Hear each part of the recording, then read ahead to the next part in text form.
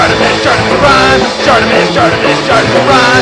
Reading comics, toys are hella sick, hella wacky nicks. Taking bad hits, taking bad shits. Subscribe Feeling! Hey, what's up, you guys? ShartimusPrime here, doing another Teenage Mutant Ninja Turtle review on the NECA Teenage Mutant Ninja Turtles box set. There are quite a few versions of these figures that come out. I have the box set where all four of them come in one long box. I have the whole box, but I'm not going to show it right now. And I have to give a big thank you to one of my viewers. Thanks so much for just sending this out to me, man. This is just really cool of you, bro. I have been wanting these things for a very long time, and for you to just give them to me like that is just super cool. Very thankful. I got the best viewers in the world. You got Illuminated 1017 just gave me Red Skull. I mean, I got these, and you guys got sent me. God damn it, I'm a lucky man. So anyway, this figure set right here. Now there's another set where each of them come individually, and they have a base, and they have ooze interchangeable hands, and they come with a little turtle.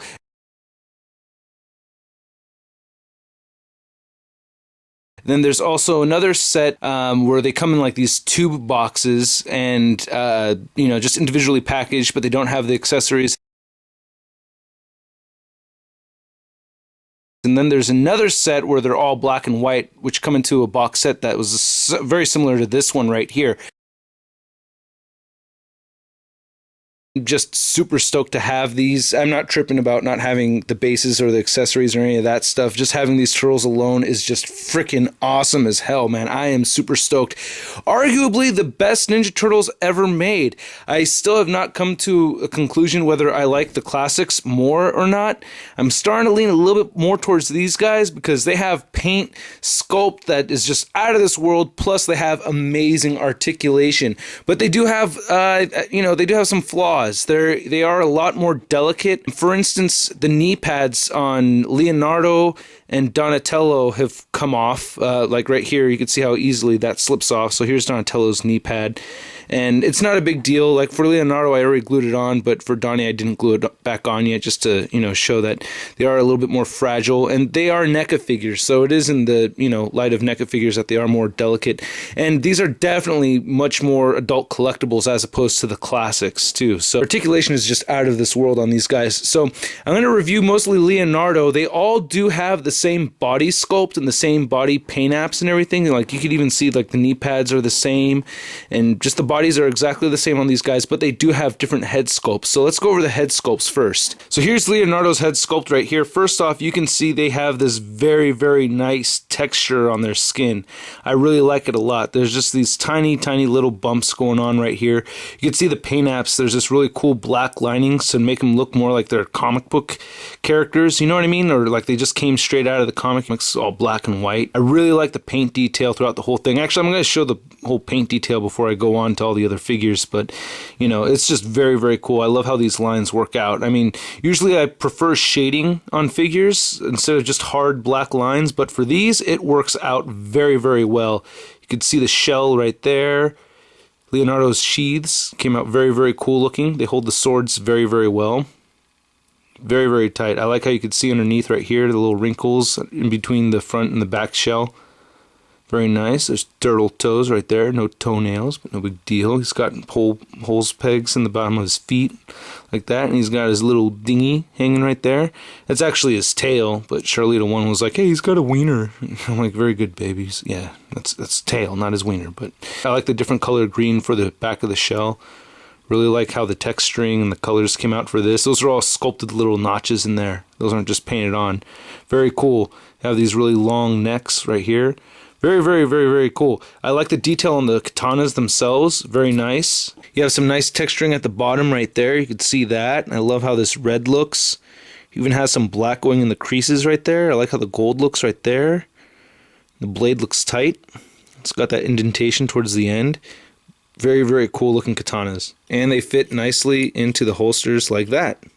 And then while you put him in his hands, these hands aren't articulated, but it feels like you're going to break it, but you're not. All you got to do is just push it in, And it'll just make that little click sound, and they're in there nice and snug, and you're not going to break the katana handle or the fingers at all. Here's Raphael. He looks a bit angrier than Leonardo. You can see how Leonardo's teeth are bigger, and this side's raised up a little bit more on his mouth. Very, very cool. I like this a lot, and I like how the bandana or the band is actually waving in another direction than Leonardo. So you can see it's moving to the right. Leonardo's is to the left. Here's one of his size. Same kind of deal. I really like the texturing that they have right here at the end. The wrap looks really cool. They even have black lines right there on the handle. I like the old school shape of the sai and everything. Now, one thing with Raphael, Michelangelo, and Donatello, they don't have holsters or anything for their weapons, which I guess is more comic accurate, but not a really big deal at all because you can fit them all on the sides right here. So you just put the sai right there, and there you go. Perfect. His hands are shaped a little bit differently. You can see there's more of a gap in between the fingers. Looks like to me anyway. And you could fit them holding like this. It doesn't hold super tight, and I'm afraid to push it any farther than that, but he holds them like that, and it looks just fine. It's not super loose. It's not like it's going to come off. See how I'm shaking it? Shaking it? Shaking it. It's not falling. Then same deal with Leonardo's. You know what I mean? You just squeeze him in there, and he holds them just okay. It's a little bit looser on these, but oh no, there it goes. There it goes. I got it. See, it looks nice. And you could hold them upside down too. And here's Donatello's face. Looks pretty dope. Mouth is completely closed. Nice. I like the expression and everything. And his bow, oh my gosh, his bow staff is so cool. Now, again, he doesn't have a proper holster or anything, but these bands are pretty elastic-like, and I like that a lot because, you know, they are flexible, so you can move them around and everything. And you can see how this is supposed to attach right here into the shell, and I kind of moved that away just so I could have a place for the bow.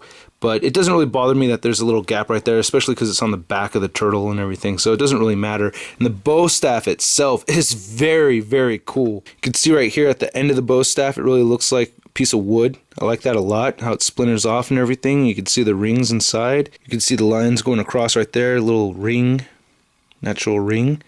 Very cool. I love the texturing of the grip, the wrap that's going around it. Very cool. You have black and gray right here. Very, very, very neat. I like that a lot. And then there's a piece of articulation right there. You can actually rotate it like this, which makes it easier when you have him holding the bow staff. Very, very cool weapon. I like it a lot. When he's holding it, I really think this is a good size bow. This is a good size bow staff. Very, very nice. I don't feel like it's too short or anything, unlike the classics version. And here's Michelangelo's face. Much more happier. Look how much wider his eyes are. I mean, especially compared to Raphael. His eyes are really, really wide, and he's got that big cheesing grin right there. I think it's funny. I think it's very, very cool. Now, with Michelangelo, I have the hardest time having him hold his nunchucks in the side right here. I did it before, and I didn't really like it because I had to stretch this band out a bit more than the others, and I didn't really feel that. But you can have one of them sitting there, and it's okay. Shoved them in there right there, so you can see that there's not a whole much space left over on this side to put the other set of nunchucks. The nunchucks themselves are very awesome, though.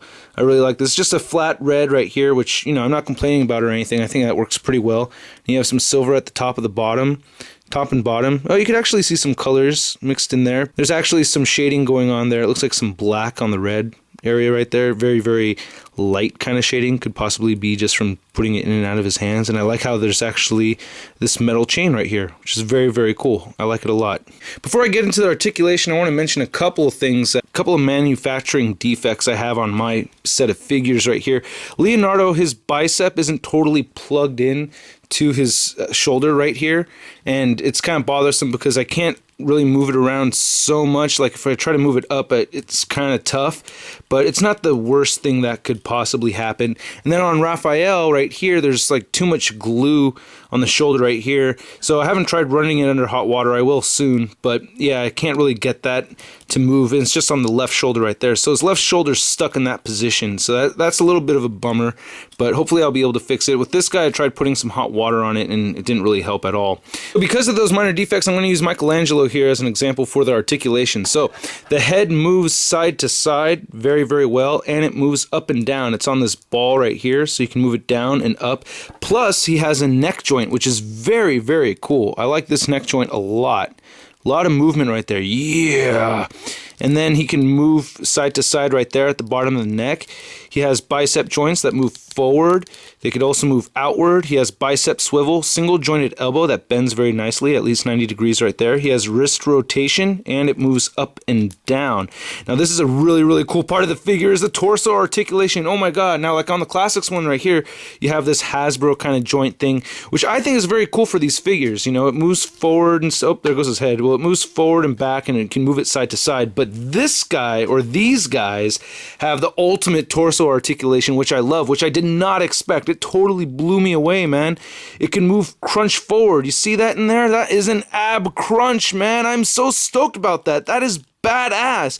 You got ab crunch on a Ninja Turtle, dude. That is so sick. Oh boy. And not only is there ab crunch, but there's waist swivel. Look at that waist swivel down there. You see that underneath the belt? It's swiveling, man. The waist is swiveling, dude. That is so sick. I'm so pumped about that. That is badass. I did not expect that on these turtles, especially from NECA. That is just really, really impressive.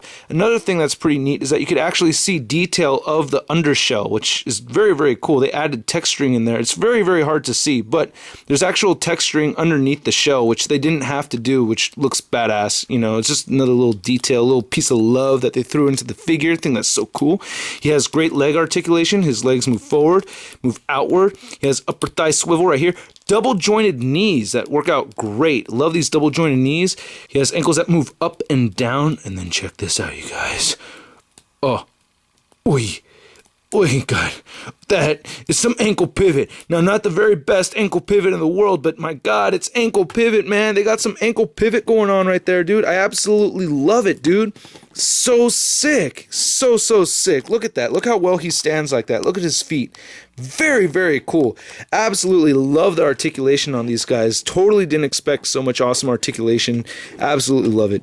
Another really cool thing about these guys is their height. They're about 5.5 inches tall, a little under 5.5 inches tall. So they go great with Marvel Legends, as you can see here, compared to I Got You Hernandez. I Got You Mace.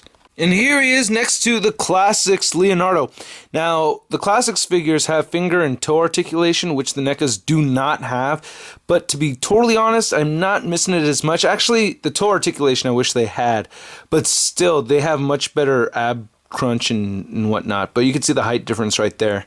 And here he is standing next to the TMNT movie figure. And here he is standing next to G1 Leonardo. And nobody calls it G1, but you know, because there's classics, I don't want to call it Classic Leonardo, so I'll call it G1 Leonardo. See if that catches on.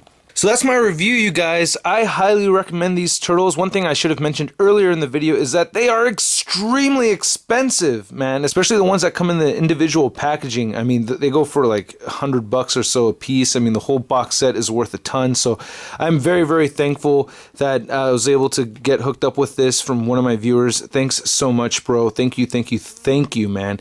And if you get a chance to pick these guys up, definitely go for it. These are incredible. Now, they don't have all of the articulation and the same nostalgia as the Classics turtles, you know, especially with them having the more comic accurate headbands and everything with all the red, but I still really like this a lot.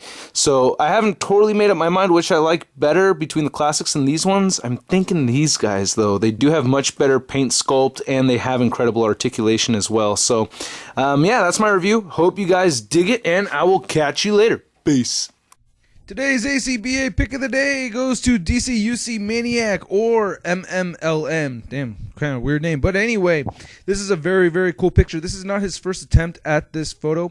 He actually done another one, and a lot of people gave him some criticism and critique and whatnot, and he made some changes, and I think it looks a lot better this way. I think it was a very, very creative idea of having Mystique in the mirror from... or she's posed as Jean Grey, but you see the actual Mystique in the mirror back there. I thought that was very cool. So yeah, really creative stuff, and then made even better with you know, him being able to take the constructive criticism of the community and whatnot. And I just thought this was a very, very cool idea, and it came out really well. So props, man. If you have not added the ACBA group page, do so now. Link is in the description. Also, add your boy ShartimusPrime.